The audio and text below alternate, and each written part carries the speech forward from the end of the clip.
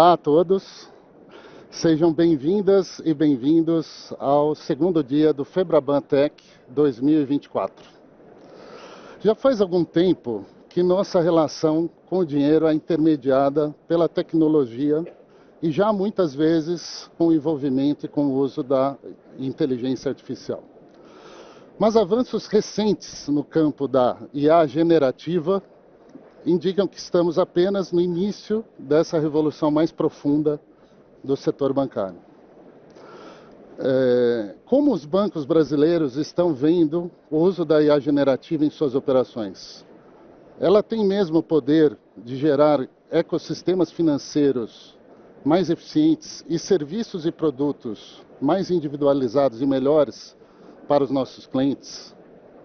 Para responder estas e outras perguntas, quero convidar esse super timaço de CIOs dos maiores bancos brasileiros. Então eu começo chamando ao palco Christian Fleming, CTO e COO do BTG Pactual. Christian, bem-vindo.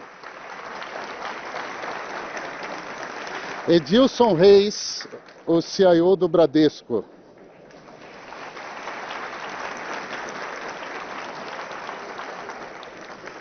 O Laércio Souza, vice-presidente de Tecnologia e Digital da Caixa.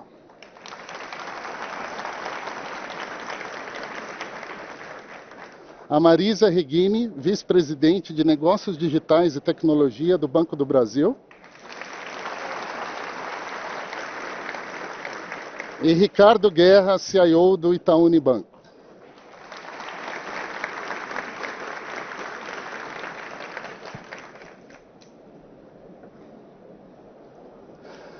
Bom, muito obrigado pela presença de todos. O que eu tenho na minha mão aqui é um prompt, e eu vou tentar seguir esse prompt sem nenhuma inteligência animada generativa. Foi isso que a gente combinou aqui, né?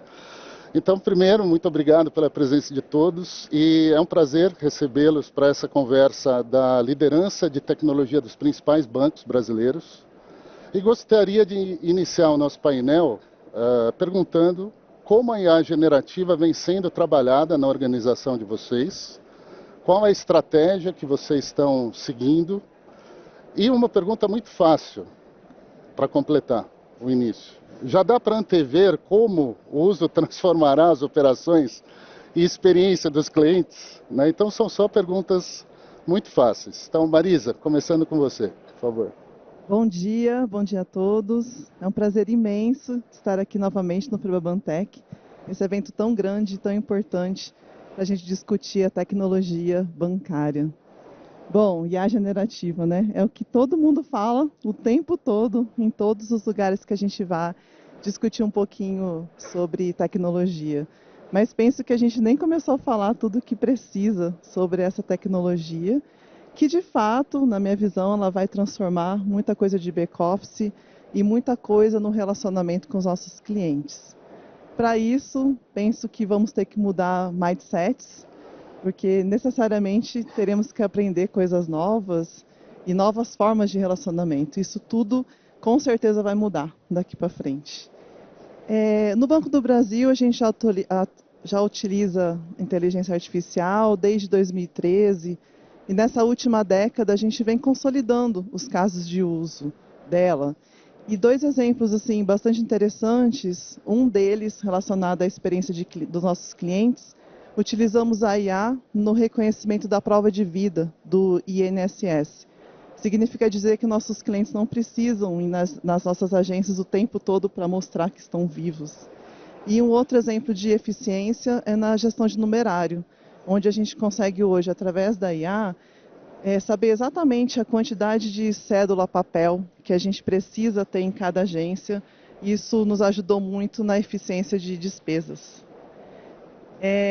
Acredito também que inteligência artificial ela tem a ver com democratização. E aí que está a nossa estratégia, democratizar o conhecimento para toda a empresa. Inteligência artificial hoje, quem pensar assim vai estar muito enganado, ela não pode mais ficar apenas dentro dos muros da diretoria de tecnologia ou apenas com os técnicos que cuidam desse assunto.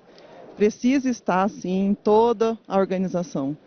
Para isso, a gente criou uma unidade há 4 anos atrás, unidade de Analytics e Inteligência Artificial, que tem entre as suas várias missões, eu fico falando para o Rovani o tempo todo, é o nosso líder nessa unidade, que é, sim, a de ensinar todo mundo, democratizar o conhecimento, mostrar para toda a organização o que está acontecendo com a inteligência artificial no mundo e dentro do banco. Então, criamos uma plataforma de autosserviço, onde nela a gente disponibiliza todas as funções e serviços que o banco já tem disponível para utilizar a inteligência artificial.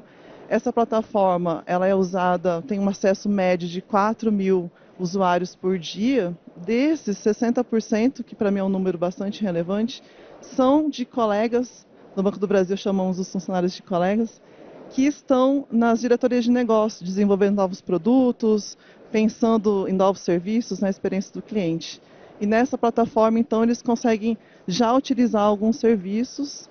Disponibilizamos recentemente um módulo com a IA generativa, nessa pegada de testar, avaliar, treinar e seguir sempre utilizando toda essa tecnologia.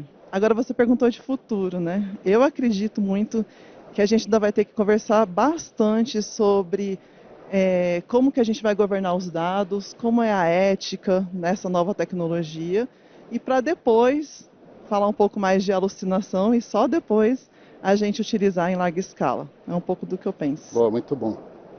E Laércio, a gente estava ali conversando e você comentou que está com 116 milhões de clientes usando o app Caixa Tem, né?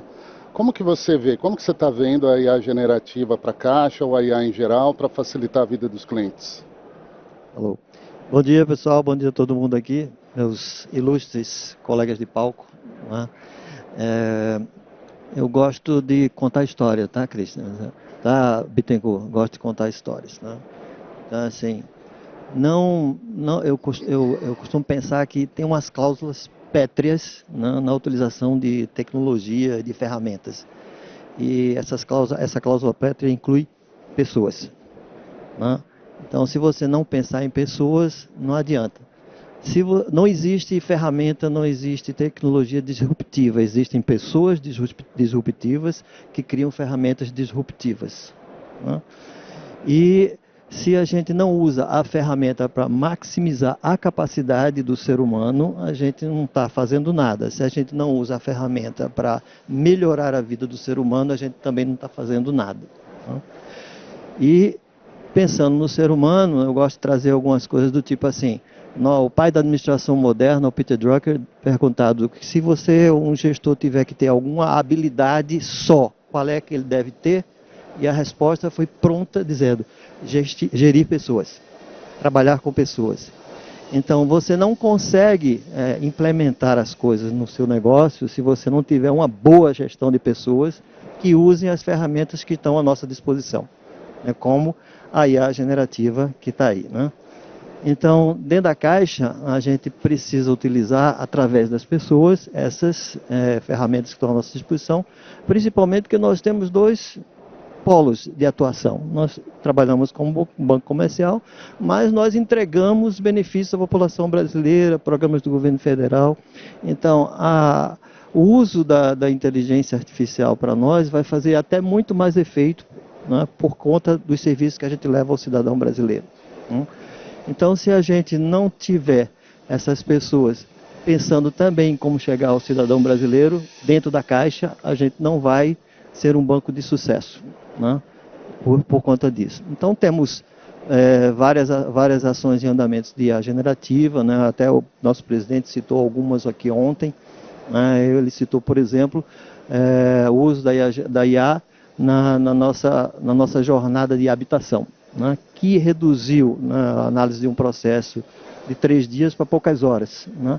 Agora, imagina só, se a gente não usa e vai tratar um cliente que vai possivelmente passar, eu não decorei ainda o duration de um contrato habitacional, mas está perto aí dos 18 anos.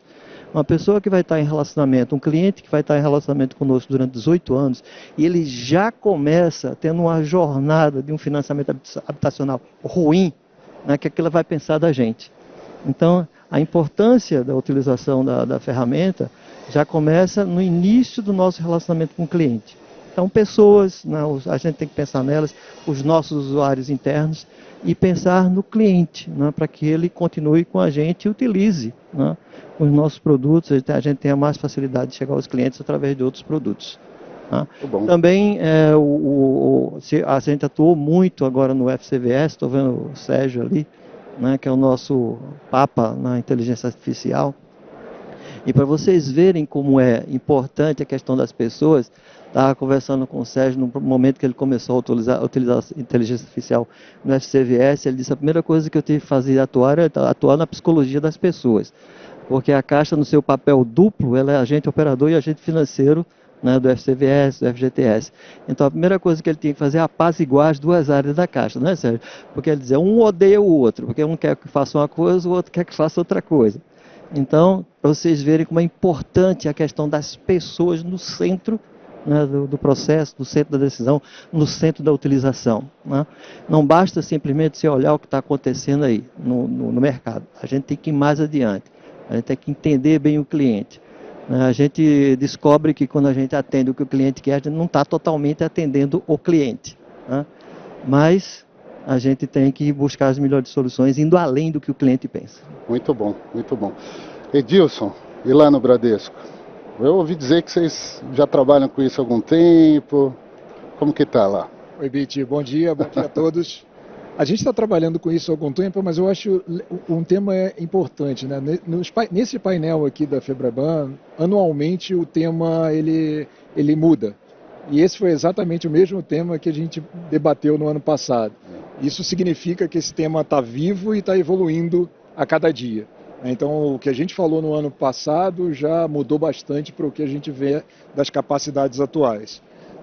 Antes até da gente entrar na questão de IA generativa, eu acho que a Marisa comentou um ponto importante da correlação disso com os dados. Então, se nós não tivermos os dados estruturados e organizados, esse aprendizado ele acaba tendo pouco valor. Nós começamos essa jornada com IA no banco mais fortemente, né? Eu acho que os bancos usam isso há décadas em relação aos modelos de crédito, IA tradicional, e nós começamos com o uso da BIA em 2016, de lá para cá já tivemos mais de 2 bilhões de interações na BIA. E ela também vem evoluindo ao longo do tempo. O que a gente consegue ver, né, desse ano para cá, que a gente tem feito alguns experimentos com IA, a preocupação ainda com a responsabilidade. É uma tecnologia que ela ainda não está totalmente dominada. Os maiores casos que nós vemos ao longo não só do nosso mercado, mas de outros mercados, estão muito ligados ainda a ganhos de eficiência. E o que eu acho que pode ser a grande mudança de jogo quando isso começar de fato a ser uma relação mais próxima com o negócio. E a generativa não é uma bala de prata que vai resolver todos os problemas do mundo, como muitas pessoas acabam divulgando, né? Então eu acho que o uso combinado disso vai continuar existindo. Então uma discussão que nós temos internamente no Bradesco é sempre, para alguns assuntos, qual é o problema que eu quero resolver? E para alguns assuntos, aquela IA tradicional determinística, ela é o caso mais apropriado para resolução. Hoje, se a gente pegar aqui o primeiro de janeiro até maio, nós tivemos mais de 800 mil clientes que usaram a BIA, por exemplo, para fazer um Pix. Isso deu mais ou menos uns 55 milhões de reais. E nesse caso, quando eu peço a BIA para fazer um Pix para o Guerra, eu não quero que ela seja criativa e entenda, mas a Marisa está mais perto, talvez ele queira fazer para a Marisa e eu vou fazer para ela. Então aqui é uma questão de qual modelo a gente vai usar para cada tipo. Ou a Marisa é legal, vamos dobrar esse Pix. Exatamente. Né? Gostei. Então eu acho que não é esse o objetivo. Então eu acho que aqui nós temos pensado muito no uso racional, no uso voltado ao resultado que eu espero atingir com cada uma das iniciativas. E na tua primeira pergunta, como a gente vê o futuro. Eu acho que a grande maioria dos casos que nós temos tentado hoje, nós usamos modelos que são modelos generalistas. E para essa fase que nós estamos agora, e para o custo relacionado, eu entendo que faz todo sentido e nos dá uma grande tração.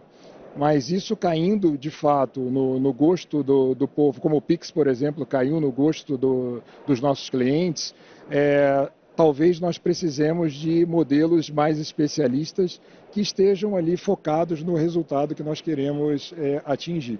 Então, a provocação que nós fazemos sempre internamente é quando o cliente quer perguntar sobre investimento financeiro, o nosso LLM não precisa saber quem foi o primeiro presidente dos Estados Unidos para dar essa resposta. Isso custa caro para treinar e vai custar caro a cada interação. Então, eu vejo essa evolução, Bit, para os próximos anos e principalmente um ponto que o Laércio comentou de como nós olhamos o que queremos entregar para o cliente com o uso dessa tecnologia. Perfeito, muito bom. Agora eu vou com você, Guerra. Como que você está lá vendo essa estratégia? A gente viu no Itaú Day bastante já esforço colocado em IA e IA generativa. Então, como que vocês estão vendo esse super desafio que é habilitar uma organização inteira em IA e IA generativa e controlar toda essa ansiedade generalizada que nós temos? Certo. Bom dia, Bit, bom dia a todos, bom dia, prazer ter vocês aqui, obrigado pela audiência. Olha, Bit, o jeito que a gente enxerga GenAI dentro do banco é uma tecnologia única, no seguinte sentido. A velocidade pela qual o ChatGPT foi adotado, eu estou mencionando o ChatGPT porque ele foi o grande divisor de água. É o grande marco, né? Exato, na adoção da tecnologia pelo mundo. A GenAI já existia antes disso, com o uso de LLMs, mas eram coisas mais do pessoal de inteligência artificial, de quem era realmente dedicado ao assunto. E eu acho que a OpenAI foi muito feliz em lançar um produto de fácil e rápida adoção de forma massiva, né? Então, a partir de novembro de 22, começo de 23, de repente todas as pessoas só falavam sobre isso. E eu acho que essa característica específica fez com que a população em geral, o público em geral, percebesse o potencial da tecnologia, o que nos coloca, como profissionais de tecnologia, uma pressão diferente de todas as outras tecnologias que a gente trabalhou até hoje. Invariavelmente a gente tinha que convencer as pessoas de que tecnologia A, B ou C era importante e que precisava ser utilizada e que abria ou oportunidades de eficiência ou algo assim, ou oportunidades para o cliente. GenAI foi um pouco ao contrário para a gente. A gente recebeu uma avalanche de solicitações e as pessoas começaram a trabalhar com o ChatGPT dentro do banco para as mais diversas razões. As pessoas passaram a criar objetivos e adotar ChatGPT como solução rapidamente, né? E a gente percebeu então que a gente estava diante de um fenômeno diferente. Esse fenômeno diferente nos levou a algumas ações. A primeira ação emergencial, ali em cerca de algumas poucas semanas, foi como a gente controla isso. Porque, de repente, imagina o banco inteiro usando ChatGPT e dado navegando para tudo quanto é lado na internet. Então, a gente percebeu que existia uma questão de segurança que precisava ser olhada com muito rigor e muita tempestividade. Uma vez organizado isso, esse mesmo vetor que trouxe essa velocidade também colocava na gente, no banco, uma preocupação grande sobre como que isso vai ser utilizado pela população, como isso vai ser adotado pelas diversas empresas. E como que vai ser o banco do futuro baseado em GenAI? É realmente algo disruptivo? É realmente algo que vai mudar a experiência do cliente? É realmente algo que a gente precisa olhar de forma estratégica, sênior, porque isso aqui traz um potencial de entrega de valor diferente? A resposta para essa pergunta é potencialmente sim, gigantesco. Só que tem um potencialmente na frente. E nós decidimos então investir fortemente na tecnologia, porque a gente acredita no potencial de, normalmente eu diria longo prazo, mas pode ser que seja curto, né? A gente nunca sabe, porque essa tecnologia evolui muito rápido, mas existe um potencial grande de evolução com impacto grande num futuro incerto, acho que essa é a melhor palavra, mas também já existe uma série de adoções que a gente pode fazer na tecnologia que trazem eficiência, que trazem uma série de benefícios para o banco. Então, o que a gente fez foi, logo no começo de 23, colocar essa governança. Então a gente, para usar a tecnologia, a gente centralizou uma plataforma que permitisse a adoção em escala de forma segura. Então, essa plataforma, na verdade, ela começou com acesso a ChatGPT no começo. Na medida em que todas as tecnologias foram evoluindo e as empresas de tecnologia foram lançando as suas soluções, a gente passou a entender então que diferentes soluções eram necessárias para diferentes casos de uso, né? E a gente passou a testar isso de forma muito agressiva. Hoje, essa plataforma usa OpenAI, usa Gemini, usa Llama, usa Claude, usa Anthropic, exatamente, o que for. E a gente testa os diferentes casos, qual a melhor solução. E a gente também aprendeu a desenvolver os nossos modelos internos e fazer fine-tuning com GPT, ou seja, com o que for. A gente usa um termo em tecnologia que é ser agnóstico, né? Isso, ser agnóstico exato. ao fornecedor, que isso é muito importante, né? Exato. Então, Viti, a gente entende que a gente precisa estar na fronteira da tecnologia, e eu acho que essa é a grande diferença. Porque essa tecnologia não vai deixar muito espaço para a gente... legal, o Google lançou algo que está mudando a experiência dos clientes. Vamos pensar sobre isso? Já foi, né? Então, a gente entende que, diferente das inovações que a gente viveu até hoje, essa requer, do nosso lado, um investimento e uma tempestividade muito grande. O resultado disso é uma série de testes, pilotos, entregas que a gente tem feito, né? A gente falou no Itaú Day, como você disse, a gente já tem mais de 250 casos dentro do banco, a enorme maioria de eficiência, pouquíssimas coisas customer facing, por causa da alucinação, justamente, né? A tecnologia não está pronta para você tomar decisões para ofertar produtos ou experiências para os clientes em escala. A gente ainda requer um filtro, ainda requer o uso de humano, etc. Mas a gente vê a evolução rápida disso, né? O GPT-4o que saiu é enormemente diferente do 4, e a OpenAI fala que neste ano sairá o Next GPT, que é enormemente diferente do 4o. Então a gente precisa acompanhar, estar próximo, experimentar, para no momento em que o cliente tiver a oportunidade de ter uma experiência diferente, a gente quer estar lá e quer oferecer isso de fato. Perfeito. Christian, e você? Como que está lá no BTG? Primeiro, bom dia a todos, né? Obrigado aqui pelo convite da Febraban para a gente participar desse painel. E a feira cresce, né? Cada ano, como a gente pode ver, com os próprios olhos.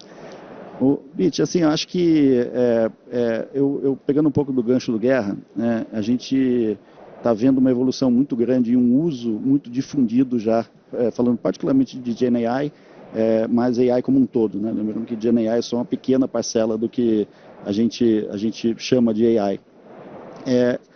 E paradoxalmente, quando a gente olha a evolução, o estágio, né, que as ferramentas e os algoritmos de AI têm hoje, a gente sabe que tem muita coisa que ainda precisa e pode melhorar.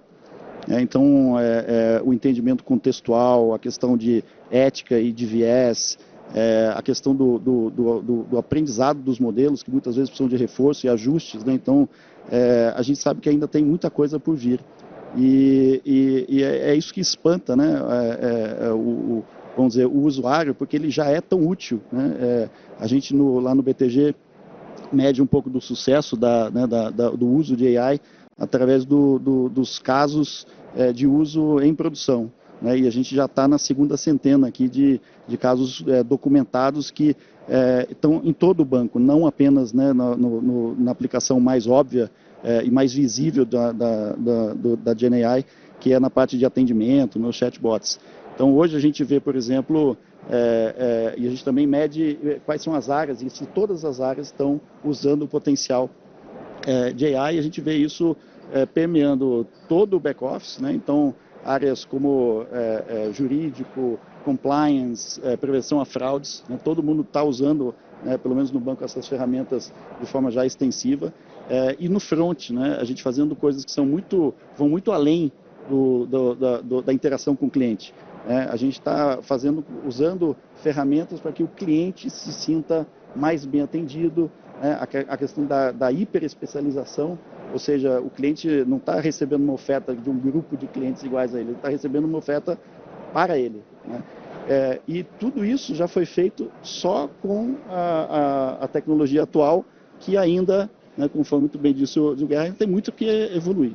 Então, essa é a percepção que a gente tem no banco do uso que a gente tem hoje, que a gente não tem limites, né, do que a gente pode fazer quando essa tecnologia continuar evoluindo, e vai muito rápido, né? Então, de um ano e meio para cá, né, quando veio o boom da GenAI, tudo bem, os conceitos já eram conhecidos, né, na academia há décadas, Mas a aplicação ela é muito imediata e muito rápida, é isso que a gente vê como o principal diferencial, e é por isso, né, Edilson, que a gente está falando pela segunda FEBRABAN consecutiva do mesmo tema, e eu tendo a achar que nós vamos falar ainda por um bom tempo como tema central, porque a evolução só está começando. Perfeito. Bom, só recapitulando aqui o que os nossos colegas compartilharam, né? É de fato uma revolução, porque quem já trabalhava com inteligência artificial, por exemplo, interpretando ligações de um call center, sabe a dificuldade. Durante anos a gente queria interpretar o que aquele cliente estava querendo dizer, e hoje, seja num contrato de jurídico, seja numa ligação, você de fato tem uma ferramenta que entende linguagem humana e resume para você, com riscos Vocês estão me ouvindo? Sim. Com riscos, obviamente, de interpretar errado e de gerar um conteúdo ainda, vamos dizer assim, não maduro, né? Mas, para nós em tecnologia, é um desafio maior ainda, porque não é determinístico, né? O que a gente está acostumado? A ter um sistema que faz aquilo que ele foi projetado para fazer. E com a IA generativa não é assim, não é assim. Então vem essa jornada de maturação. Eu acho que essa pressão que foi nos colocada, como o Guerra colocou, né, todos nós estamos vivendo isso, então as pessoas estão batendo na porta. Eu quero usar agora a ferramenta A, B e C. Cada versão que vem é uma revolução em cima da anterior, então tudo que você fez está obsoleto, porque já saiu uma nova versão que resolve coisas que você fazia dentro de casa, né? Então, para a gente ir para a segunda pergunta, e de uma forma mais dinâmica, que as nossas primeiras interações aqui foram mais longas, naturalmente, né? De uma forma bastante pragmática hoje, o que vocês veem do front ao back, né? Olhando a organização como um todo? Qual é o caso que vocês veem hoje, de forma mais pragmática, que a gente consegue capturar valor? Provavelmente eficiência, mas pode ser também relacionamento com o cliente, alguma coisa assim. Como que vocês veem? Começa com você, Guerra. Vamos seguir essa ordem. Bom, para a gente hoje, Bit, acho que o caso talvez mais forte que a gente tem é dentro de tecnologia. A gente está usando o GitHub Copilot para desenvolvimento de software da Microsoft, e a gente já tem mais de 8 mil engenheiros utilizando. A tecnologia já produziu mais de 1.300.000 linhas de código, já deve estar chegando a 1,5 milhão, pelo menos eu gosto de imaginar isso. Mas, de fato, é impressionante, né? Porque a tecnologia funciona muito bem para isso, porque o engenheiro de software, na verdade, utiliza toda a tecnologia e ele faz o code review, né? Então, não existe, o risco de alucinação existe, mas com o code review ele corrige. E a gente coloca isso em produção, com testes, etc. Eu costumo dizer que o nível de erro e de alucinação do GitHub Copilot é menor do que o nível de erro e alucinação do que do ser humano em geral. Sim, verdade. A gente erra. Muito analista que alucina na hora de fazer o programa. Depois dá problema na hora que vai para a produção. Eu, quando era analista, era muito bom em alucinações. Mas, enfim, acho que esse é um caso muito contundente, porque traz uma produtividade significativa para a engenharia de software, que, de novo, né, na escala que a gente tem, é um ganho importante para o Vocês estão usando lá também no primeira ponta da história, para ajudar na geração das histórias também, imagino eu. Isso, né? Não é o GitHub Copilot, é uma outra ferramenta que a gente desenvolveu, mas ela automatiza, ela cria a história desde o começo. Sim. Então, a partir das histórias, com base nessas histórias, é que o engenheiro de software cria o código em si, mas também existe GenAI nesse outro pedaço como uma outra ferramenta. Sim. Só para pegar esse gancho, eu acho que a programação livre está com os dias contados, né? Porque a hora que você olha é um trabalho muito repetitivo de iniciar um programa inteiro com começo, meio e fim, né? E a parte chave da lógica, ela é 10% do código, né? Que é onde você aplica a lógica. Por isso que é muito poderoso, a gente também está na mesma linha. Eu acho que dentro de tecnologia é uma coisa que vai maturar mais rápido, inclusive, né? Muito bom. Marisa. Super concordo. A gente também está usando dentro do banco, principalmente porque fizemos um concurso recentemente e já recebemos em torno de 1.500 novos funcionários na diretoria de tecnologia, novos 1.500 chegarão. Então, quando a gente usa essa ferramenta, o ganho de escala é maravilhoso, porque o tempo que eu precisaria usar para ensinar algumas coisas, a gente já dá uma economizada. Você falou de helpdesk, também tem um exemplo que acho bastante interessante, porque a gente fala assim, não estamos usando IA generativa no front com o cliente, mas vários exemplos ajudam sim, como disse o Edilson, na experiência do cliente. Então, um exemplo que a gente está usando é na análise de sentimento de um cliente quando liga na nossa ouvidoria. E os números são, assim, fantásticos, porque a gente consegue, a partir disso, entender uma possível, talvez, abertura de ocorrência Bacen. E vocês sabem que isso é algo que a gente busca, né? E o ranking, a gente está lá em último, assim, um dos últimos. E o ranking é ao contrário, tá, gente? Nesse ranking. E foi muito legal, porque a gente vê muito rápido o crescimento dessa utilização, né? E agora tem um ponto que eu fico pensando muito, e acho que talvez o ano que vem a gente vai falar mais disso, é a IA generativa em cibersegurança, para o mal ou para o bem, né? Então eu acho que quando ela começar a ser explorada mais nesse tema, eu acho que a gente vai precisar conversar melhor sobre isso. Muito bom. Laércio. Bom, seguindo na linha dos antecessores aqui, né, e começando pela cibersegurança, né, com a IA, a superfície de ataque aumenta exponencialmente, né? Então a gente tem que trabalhar muito bem nessa questão de cibersegurança para aprender a se defender. Né? E também, assim, na Caixa, como a gente tem muitos processos e atende duas frentes, né? Trabalhar na eficiência operacional interna nossa, inclusive para liberar recursos, pessoas para trabalhar no negócio, é uma coisa muito importante. Para vocês terem ideia, a gente tem 4.000 normativos. Né? Imagina no dia a dia do colaborador da Caixa fazendo pesquisa sobre normativo para atender um cliente. Né? Ter isso fácil, de uma forma fácil, rápida, intuitiva para a pessoa que está atendendo o cliente, é um ganho excepcional na parte de clientes, de relacionamento com clientes. Então, essa é uma coisa muito forte que a gente está usando aqui, a eficiência operacional que a gente precisa ter. Muito bom. Edilson, mestre Edilson. Legal, Bit. Eu concordo que no uso na tecnologia com o GitHub Copilot tem trazido também ganhos expressivos de eficiência, mas um dos pontos que até o Guerra comentou na escrita de histórias. Então nós fizemos aqui, quando começamos a adotar a tecnologia, nós comparamos com a história inicial que tinha sido escrita pelo cara de negócio. E nós vimos aí ganhos da ordem de 40% na qualidade. Então, assim, até no final da história, a completude acabava aparecendo, então os casos de testes eles apareciam, mas isso, sem dúvida nenhuma, impactava toda a jornada de construção de software. Então, nós vemos hoje, com o uso de GenAI na escrita de histórias, uma melhoria de qualidade absurda. O outro ponto também, eu concordo na parte de operações, bancos do nosso tamanho, nós não conseguimos, não dá para ser de forma manual, a quantidade de alertas, a quantidade de falsos positivos que acontecem durante o dia. Então, sem IA nesse processo, também seria algo impossível. Agora, até pegando um ponto que o Laércio comentou, hoje nós já estamos com quase 2.000 gerentes na rede de agências usando GenAI através da BIA Agências. Numa classificação de 1 a 5, a nota dela tem sido 4, com uma acurácia na resposta da ordem de 90%. Isso, sem dúvida nenhuma, facilita o atendimento ao cliente, não é algo que está diretamente ligado ao cliente, mas é alguém que está prestando aquele serviço. E nós vemos isso também no uso dos consultores de investimento, por exemplo.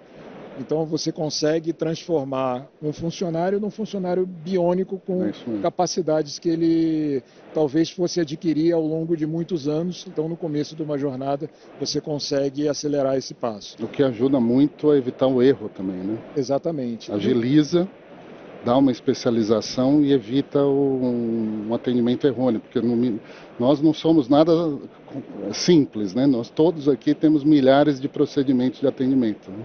Exatamente. E melhora a experiência do cliente, né? Porque a gente responde exatamente o que ele está precisando e não algo que depois ele tem que voltar e questionar novamente. E cria padronização, né? Porque hoje uma questão que tem é você pode ser atendido por um funcionário que tem mais conhecimento, ele te dá uma resposta.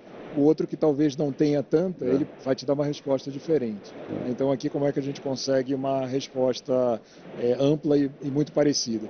E o último ponto, Bit, nós estamos testando hoje com clientes finais. Então nós separamos aí 600 clientes, são funcionários. Então esses aí, quando alucina, eles contam para a gente, está tudo bem dentro de casa, mas aqui nos permitindo como é que a gente testa essa tecnologia com o público de controle reduzido e coletando essa experiência. Mas isso ainda é algo que está embrionário, essa segurança para colocar isso na mão do cliente final, eu acho que a gente ainda precisa de algum tempo na tecnologia. Que é o que o Guerra falou e é o que todos nós estamos, ainda mais por sermos regulados, gravados, acionados, processados, a gente está evitando de fato colocar um customer facing antes da gente ter total controle para que não tenha uma interação que seja racista, que seja sexista, que seja alucinatória, né? E depois aquilo, além de ir contra tudo que a gente quer, que é atender bem o cliente, e gerar ainda consequências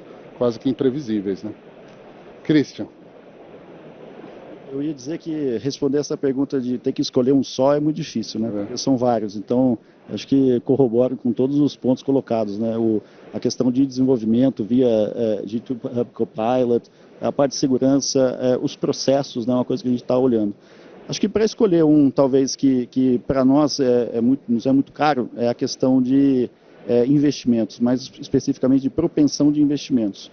Então, a gente se defronta com um problema onde você tem um grande volume de produtos, dos mais variados, sendo produzidos por nós ou pela plataforma beta de outras instituições, e é um desafio para assessores, pessoas, né, bankers do wealth management, tem diferentes perfis de clientes que são atendidos, a gente tem regras de suitability que a gente precisa respeitar, então talvez um dos casos mais interessantes que a gente tem desenvolvido e está expandindo agora tem a ver com essa hipercustomização da oferta do cliente. Né? A gente usar AI para que a propensão de um determinado cliente a um determinado produto seja identificada e diferenciada de outro. Tudo respeitando as regras de suitability, qual que é o objetivo do cliente, etc.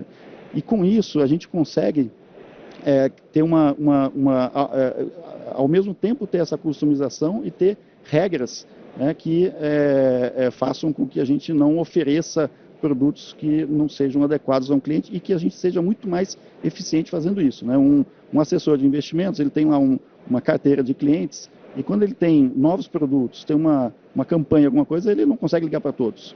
Então a produtividade e a assertividade, quando ele liga para aqueles que o modelo identifica, aqueles clientes que o modelo identifica como mais propensos, ele tem uma taxa de sucesso maior e o cliente, obviamente, se beneficia disso porque ele vai receber ligações ou contatos do banco para aqueles produtos que ele efetivamente quer ou tem interesse e vai não receber as ligações que ele essencialmente vai declinar. Né? No caso de um assessor de investimentos que tem um contato mais direto e pessoal com o cliente. Então, todos ganham.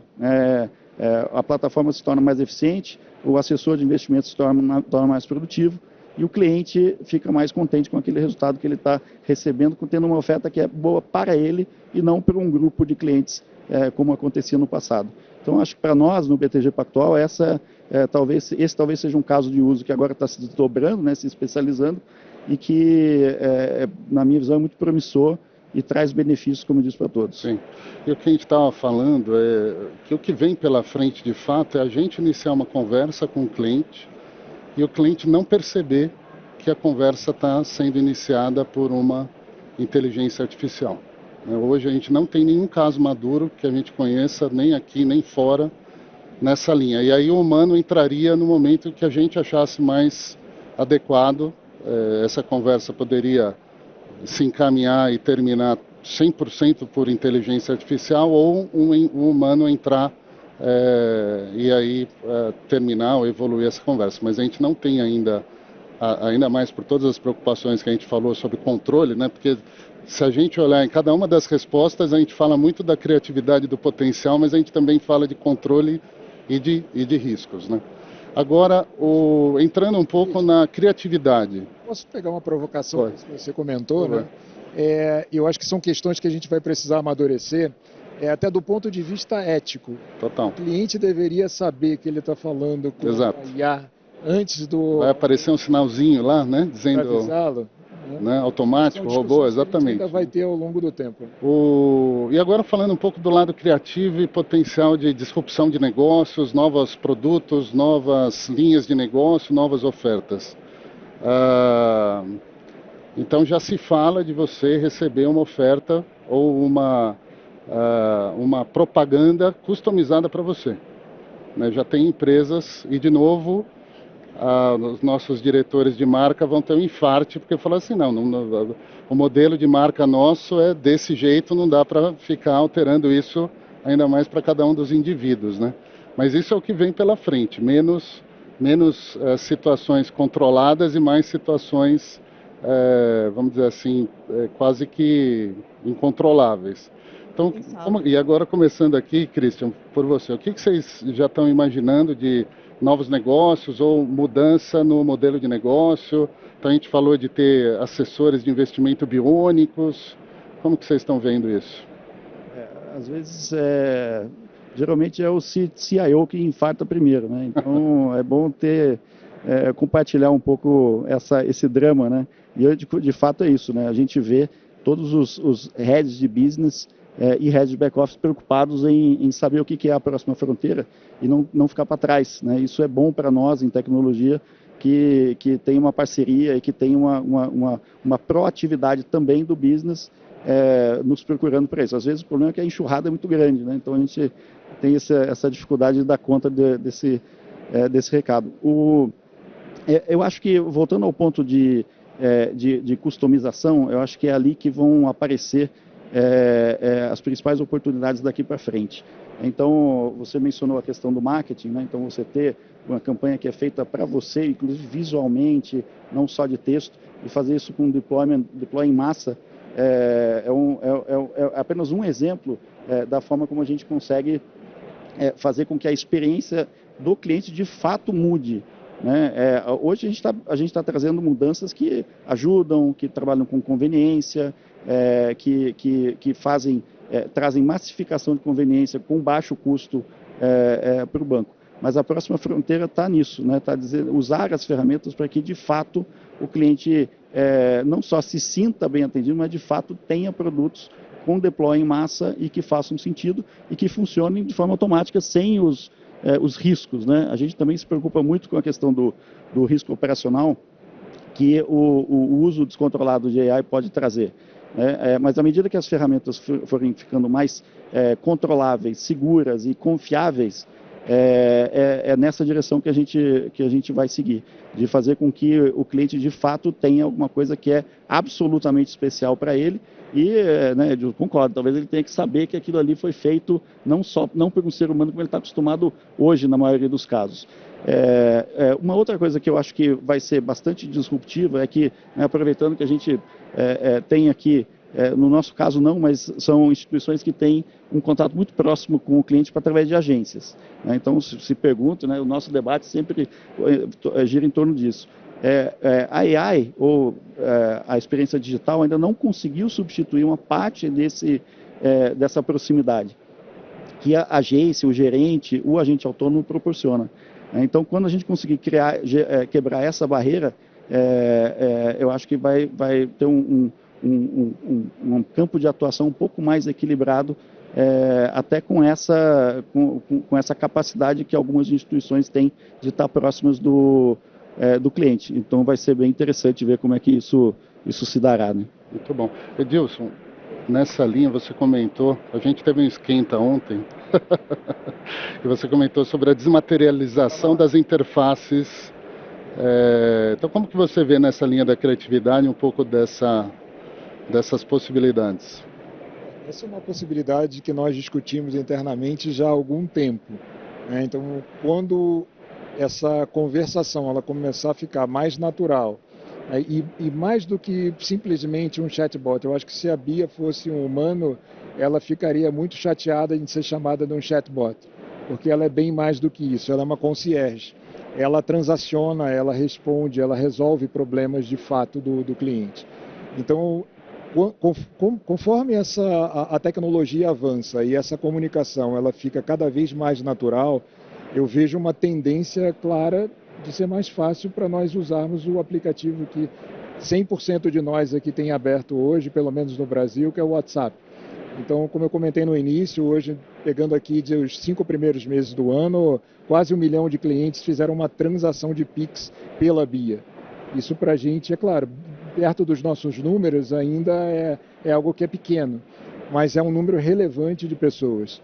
Então, eu acho que esse é um ponto interessante. Agora, até na linha dessa criatividade, no ponto, pegando o gancho que o Christian comentou, ontem o Rafael ele colocou, que o Rafael é o nosso diretor da parte de dados e analytics, e ele comentou de um caso interessante. Nós colocamos um radar de investimentos no aplicativo e ele fazia sugestões de investimento personalizadas.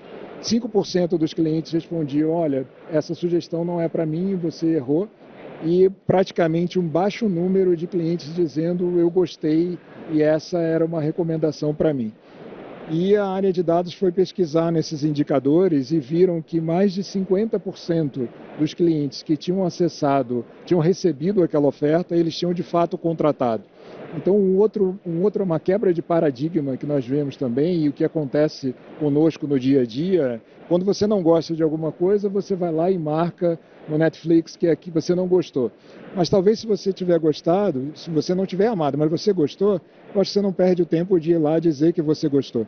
Então, como é que nós capturamos esse resultado para, de fato, termos certeza que estamos indo no caminho certo com as ofertas para os clientes? Muito bom. Bom, Laércio, todos nós aqui temos um negócio chamado dia de pico, né? No nosso atendimento, antigamente era dia 5, dia 10, hoje em dia o momento de pico está o tempo inteiro, a curva de Pix passou para 6 da tarde. Isso aqui é um momento de pico nesse auditório, que na média ele está vazio, à noite não tem ninguém, mas hoje está que não entra ninguém aqui. E a IA, ela habilita um atendimento infinito, né? Que se você imaginar que você consegue responder aquilo que os clientes precisam, você não tem mais esse problema de um pico de atendimento. Como que você lá na Caixa, que serve o Brasil inteiro, vê alguma oportunidade nessa linha? Parece que você trabalha na Caixa, Bittencourt. Tá. O mercado transaciona por dia uns 400 milhões de PIX, aproximadamente 20% desses passam pela Caixa, né? Quase 40 milhões de PIX passam diariamente pela Caixa. Então, a gente é um trabalho enorme, né? Então, o PIX é todo dia para a gente, né? Fora os pagamentos, a gente estava conversando lá atrás, né, sobre os pagamentos dos benefícios, né? Então, a gente tem que distribuir o atendimento. Mas assim, falando em criatividade, né, eu pegando um gancho aqui da Marisa, a gente tem que democratizar a utilização da GenAI para a gente ter mais pessoas criando dentro da empresa, né, para buscar soluções e conversando com as áreas de negócio, conversando com o marketing, transferir um pouco da tendência de infarto nossa, né, Cristian? É o pessoal do marketing digital, né, eles que vamos transferir um pouco disso para eles. Trazer o pessoal do negócio para a gente ter uma interação constante, né, que é uma coisa difícil. Eu costumo dizer que o pessoal, o pessoal de TI é muito fechado, né? O cara de TI é aquele que senta na frente do seu device lá, no computador, etc., faz aquele olhinho de coração, né? Abraça, beija, se brincar, leva para a cama, dorme com ele, e às vezes não conversa com uma pessoa do negócio, não conversa com a pessoa do marketing, para buscar a melhor, né, interação e buscar a criatividade que a gente quer. Então, essa é a forma que a gente tem que fazer. Muito bom, muito bom. Marisa, o que você vê de disrupção, de criatividade, mudança de modelo de negócio? Eu vejo muito ela transformando a relação com os clientes, um pouco nisso que o Christian falou da personalização, né? Então, um exemplo que a gente fez, a gente inaugurou tem uns 3 meses uma agência que é literalmente juntar o físico com o digital. Então, o cliente, quando ele chega nessa agência, ele tira a senha, por exemplo, com um robozinho que está atendendo. Tem o holograma da nossa presidenta para recebê-lo. E dentro da agência ela é toda diferente e tem os atendentes, os funcionários normal que eu digo, nossa, todo funcionário normal, mas eu digo assim, tradicional, na mesa, que ele vai receber com a senha, mas também tem algumas cabines onde temos funcionários remotos, quando ele precisa saber alguma situação nova de investimento, por exemplo, que um especialista está no Brasil.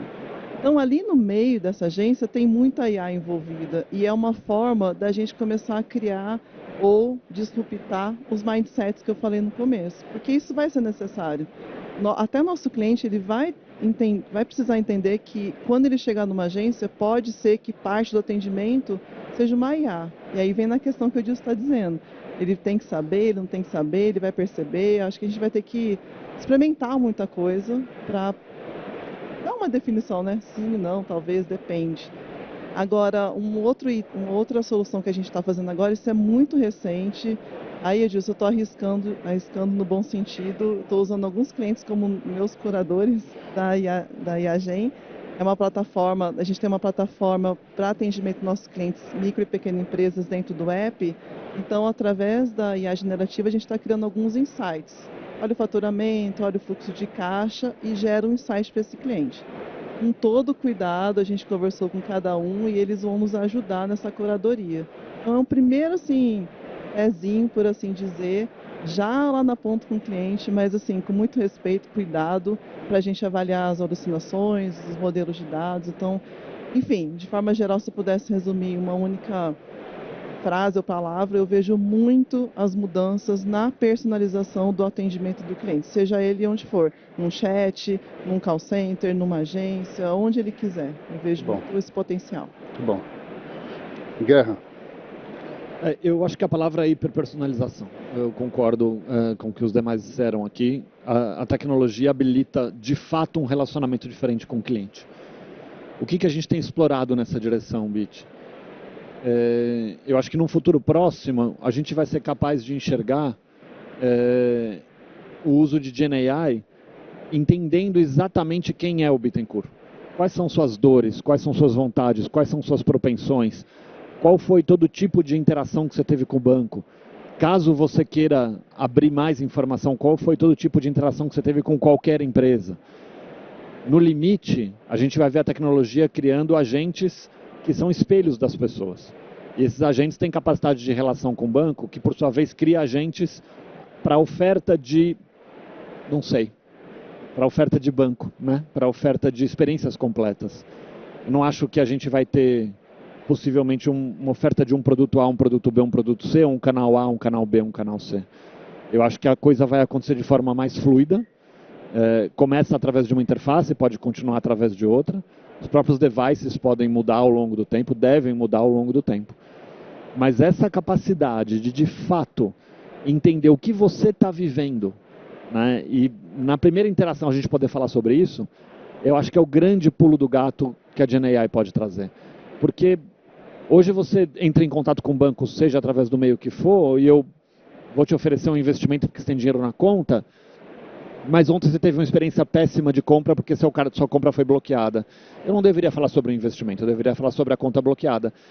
Esse é um exemplo simples, que não precisa de GenAI para fazer. Isso a gente pode fazer através de tecnologia que a gente já tem.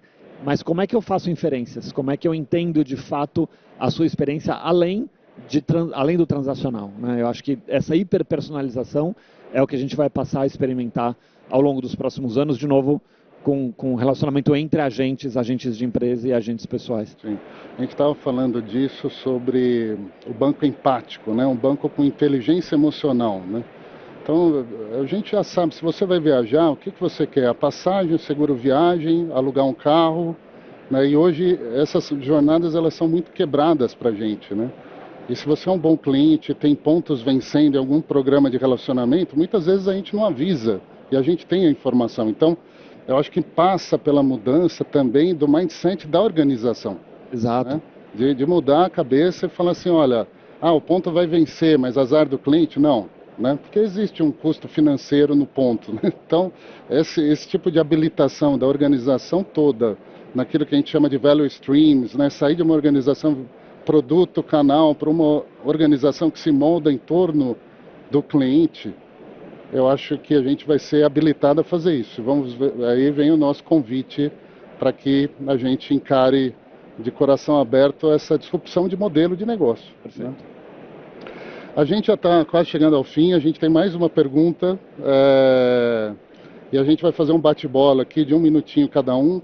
O que tira o sono de vocês em relação a GenAI quais são os desafios, a ética, essa ansiedade generalizada das pessoas achando que vão perder o emprego por causa da... Então, compartilha um pouquinho com a gente, de forma 1 minuto cada um, bem rapidamente, começando aqui, Laércio. Bom, a primeira coisa eu acho que é prontidão, né? Porque a GenAI é uma coisa que está mudando todo dia. Então, se os nossos times, nossas equipes não estiverem prontas e atentas a tudo que está acontecendo, porque a gente estava conversando lá atrás, o que é que a AI vai trazer? A gente começa a falar um monte de coisa, mas no final a gente descobre que não sabe de nada ainda do que ela vai fazer. A gente está na pré-história da inteligência artificial ainda, né? A questão de ética, a questão de privacidade, né? A inovação versus compliance, né? Isso é muito importante. E repetindo até o que você fala, que eu acho que é muito forte, o mindset, né? A cultura, manter a cultura das pessoas, né? Dentro da empresa ativa para a utilização, né? Fazer com que os pilotos aconteçam com mais rapidez, né? A gente tem que ficar testando porque as coisas são novas. Então, essa prontidão junto com o mindset acho que é o mais importante, que tira o sono. Muito bom. Marisa? É um pouco do que vocês estão falando aqui, né? Como responsável por uma vice-presidência tão estratégica dentro do banco, o que tira meu sono é assim, como eu vou manter todos os funcionários com mindset aberto para o novo?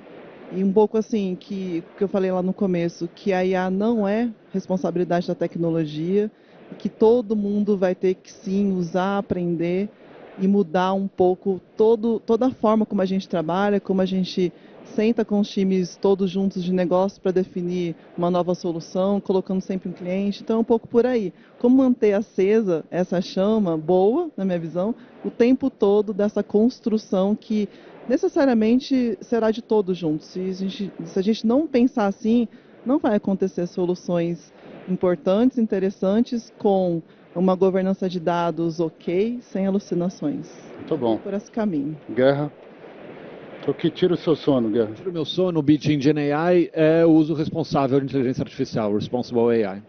Eu digo isso porque o mundo vai evoluir como tiver que evoluir. As pessoas vão se adaptar, não só pelo que a gente ofertar, mas por que todas as empresas e experiências vão ofertar.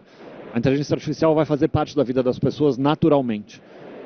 Alguns de nós bancos vão fazer mais rápido, outros mais devagar, mas todo mundo vai se adaptar, todo mundo vai aprender a usar a tecnologia e a gente vai ter isso à disposição.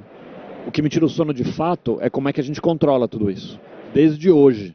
Porque hoje já tem muita empresa, inclusive, lançando soluções que você consegue manipular a resposta e com experiências dramáticas para o consumidor e para a empresa, muitas vezes, né? E várias empresas tiveram que dar um passo para trás.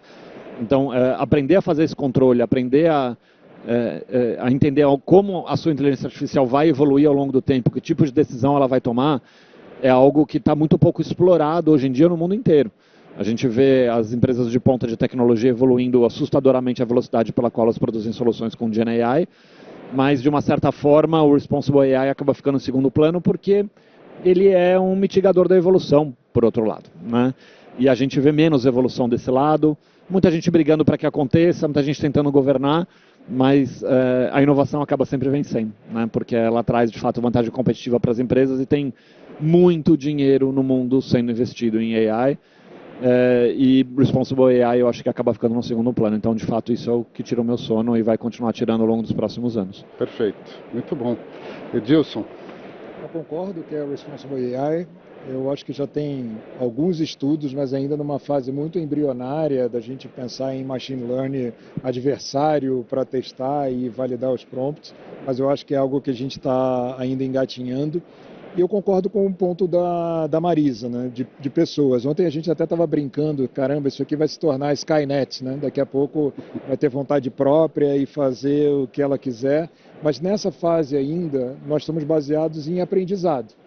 Aprendizado da história, aprendizado do que nós temos ensinado, aprendizado nas interações que estão acontecendo. Então, se nós não tivermos de fato um mindset preparado para esse futuro, eu concordo com o ponto do Guerra, é algo que a gente precisa aprofundar agora e acelerar, porque isso pode se tornar um problema para frente. Muito bom. Christian? Eu acho que, novamente, né, tem muita coisa que tira o sono nosso, e o sono já é escasso, geralmente, né? Então, mas eu fico na linha que a gente tem a questão de cibersegurança, que é uma coisa que me preocupa muito, né? Eu vejo o lado de cibersegurança do ponto de vista do atacante muito silencioso ainda em relação ao uso de AI, é uma coisa que me preocupa.